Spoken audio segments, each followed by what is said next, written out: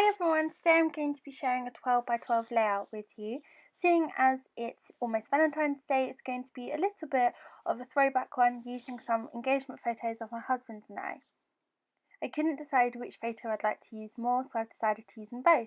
I'm just going to trim them down and layer them to really document our engagement photo shoot. Once I've trimmed down the photos, I'm going to be backing them on some black cardstock to help them stand out against the white background I'll be using.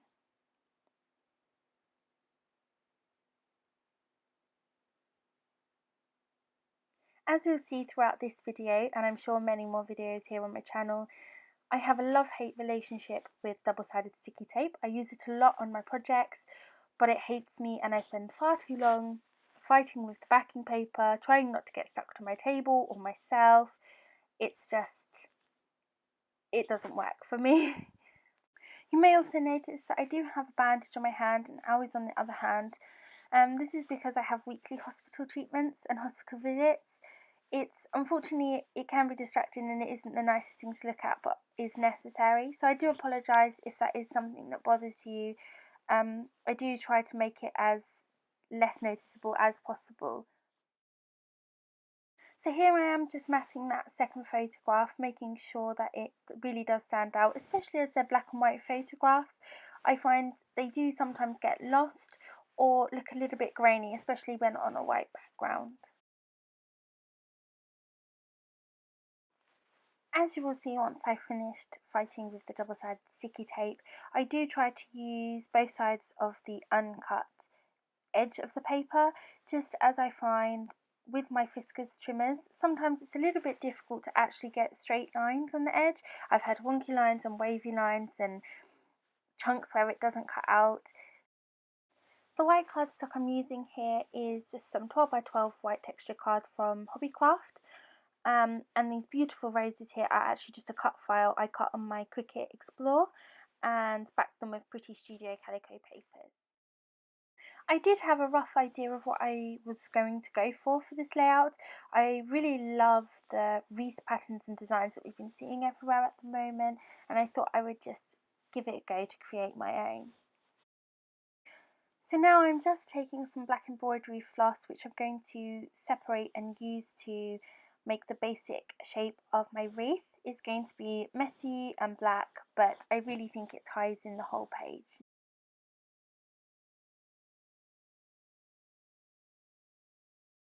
So here I do just try and find a rough shape, although it does look more like a squiggle, and then as with everything else, I just decided to get some double-sided sticky tape and start going for it and just working it out as I go, really.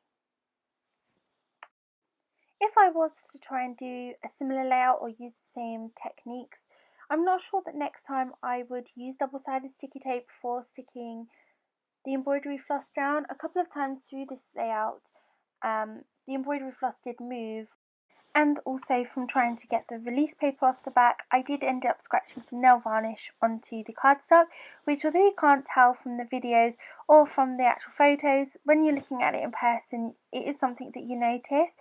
So that's something extra that I think I would next time bear in mind.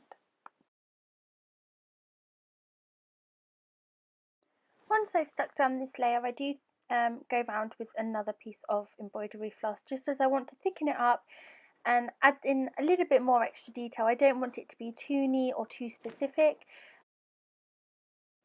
This was something that was completely new to me, using the floss for the background, but I absolutely love the effect that it gave, and I think it'll be really fun on future projects to try out different shapes or even textures maybe. So here I'm trying to map out where everything will go on the page, just to see whether the flowers will fit with the photos where I thought they would go. I do think I made a little bit of a boo-boo here. As beautiful as the flowers are, I didn't really measure how well they would fit in their clusters properly on a page, and I think in hindsight, if I was to do it again, maybe I would do them a little bit smaller. So here's more of the dreaded double-sided sticky tape. Luckily for you in the video, it doesn't take that long to pop all of the tape on and off, but in actual time it did take me more than a little while. I do need to just add another piece of tape here just to hold down that thread, as it does tend to move a little bit more than I would like here.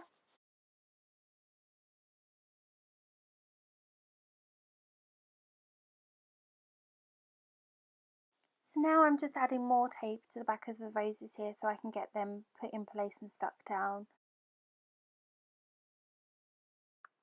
As you can see, I did get a piece of the embroidery thread lifting there, but I do just place the big blue rose over the top of it and then stick the large pink one directly underneath. I do also do a final check with the small pink one just to make sure it will fit over the top in the way that I would like before putting them all down. And then that one's just added on top there. And now I'm just making sure that the embroidery thread does stay in place by adding another piece of tape.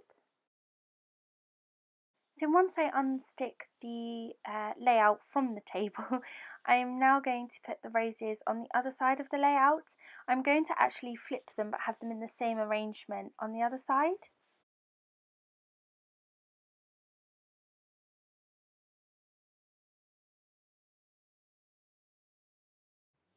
Once I've got them in place where I want them, I'm just going to add some more double-sided sticky tape and then pop them down. So here I'm just going to be fiddling with the thread again, and then I'm going to select 3 different rolls of black and white washi tape.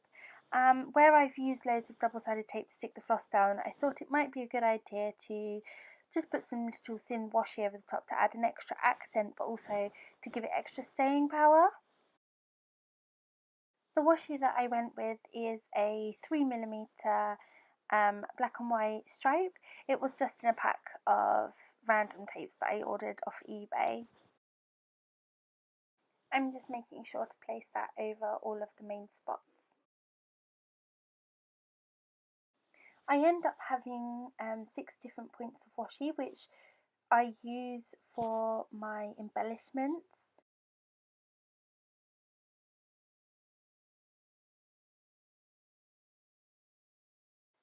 So now that my flowers are down, what I'm going to do is go back to the photos, and I decided that because the flowers are textured, I wanted to bump up the photos with some foam, and I'm just using foam that I got from Hobbycraft in the children's section. I do want to apologise if I am a little bit slow or rusty with my voiceover. It's actually the first voiceover I've ever done.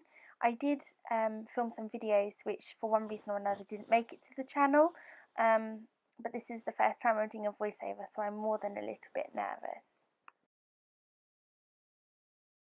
So all I'm doing here is just attaching the foam to the back of the photos and then adding some more tape to the back of the foam to then stick it to the page.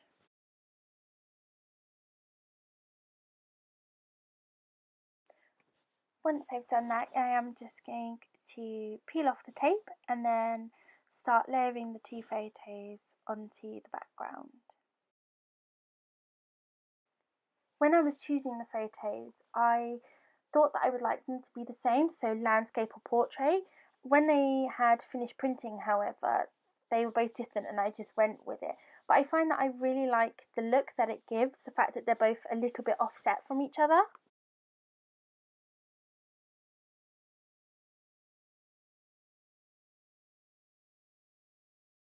Now that the photos are both down, I was thinking about which alphas to use for my title. In the end, I went with actually 2 different patterns of the same thickers. These are my absolute favourite. They're called Doll, and I have them here in the cotton black ones and the glittery silver ones.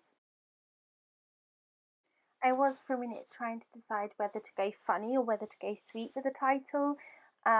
Me and my husband absolutely love puns and like wordplay, but in the end I decided to just go for something which is relatively sweet but not too mushy. I decided to go with Let's Grow Old Together. I thought it worked really well considering I had blooms on either side of the layout. Also, it has a little special meaning to me and my husband. We always said that when we got old we wanted to be one of those couples on the bench sharing a sandwich.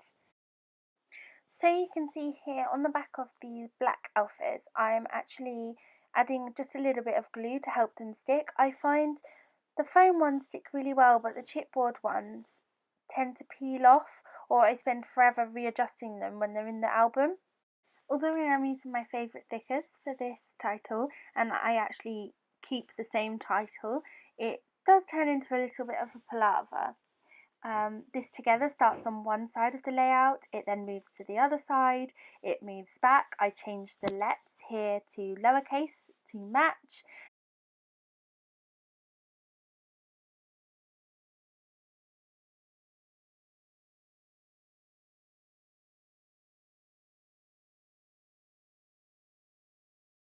And here's when we start with the unnecessary moving. It's almost uncomfortable to watch, knowing that I'm going to move it all and then it's going to move back. It's just, oh, no, it's not great.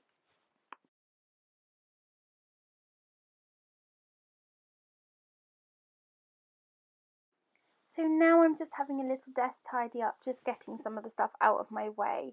And then what I'm going to do is trim the excess off of the leaves from the back and off both sides.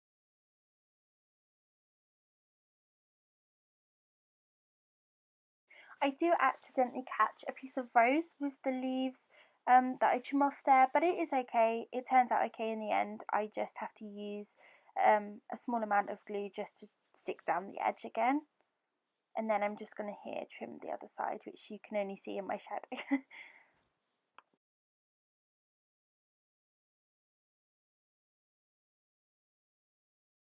With that done, I knew that I wanted to add the date to the layout next.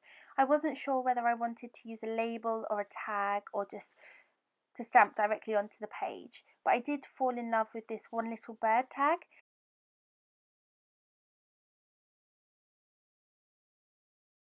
Now I'm just going to get the date of which the photo is taken from my phone and program that into the roller date stamp.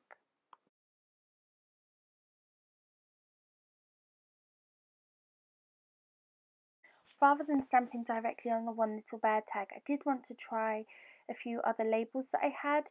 I really wanted to bring in another pop of the silvery grey colour, and this one here is just a plain grey label. I'm just trying to find where I would actually put the date here. I'm auditioning a couple of spaces trying to work out what would look best. In the end, I do decide to layer the label and tag together, and I really love the way that looks. Here I'm just inking up the roller date stamp and stamping the date. I am actually wiping the excess off here with a baby wipe. I find if I don't, I tend to get black lines and the bottom of other numbers on whatever it is that I'm actually stamping.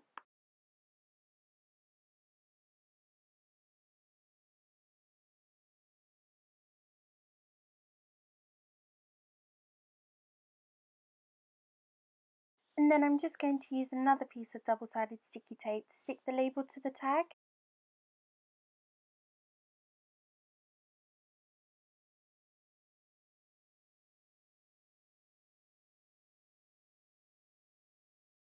I'm now using a jelly roll pen in black to just add the venue of our wedding, which is where our photo shoot happened.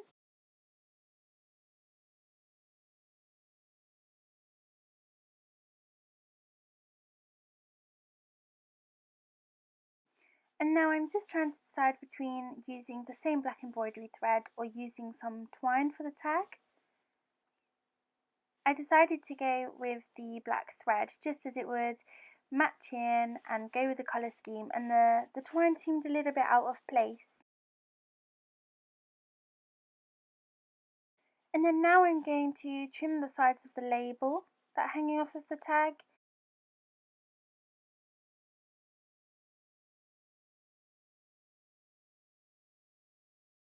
I'm now going to look through some stamps and my embellishments that I have. Just there's a little space on the tag and I was wondering just what I should put there. I believe that I end up actually going with a silver holographic heart from Studio Calico. I actually accidentally tore the chipboard backing off of the heart, so at first I thought I was going to use some more double-sided sticky tape, but I actually ended up gluing it onto the tag.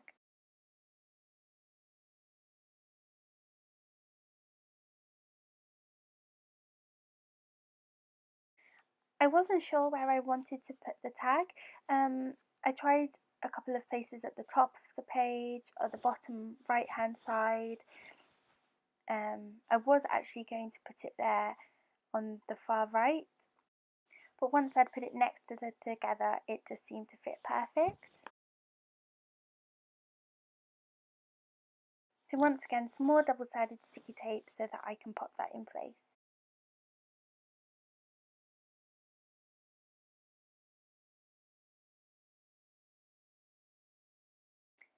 And then I'm just going to trim the thread on the tag a little bit as I feel it's a little bit too long.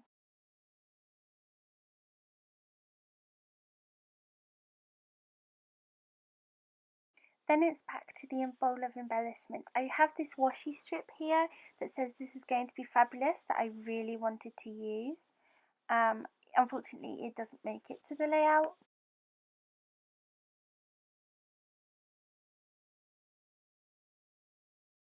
I'm going to start sticking down some black and white chipboard hearts, which are from the Crepe Paper Heart Day collection. Again, this is the same situation as the tag. It moves all around the layout before finding a home. We are almost at the end, so what I'm going to do is pop on some music and I will share the finished layout photos at the end. I did forget to use my Heidi Swapp colour shine, so you will see that in the photos at the end. Thank you so much for watching, and please feel free to subscribe if you'd like to see more videos from me.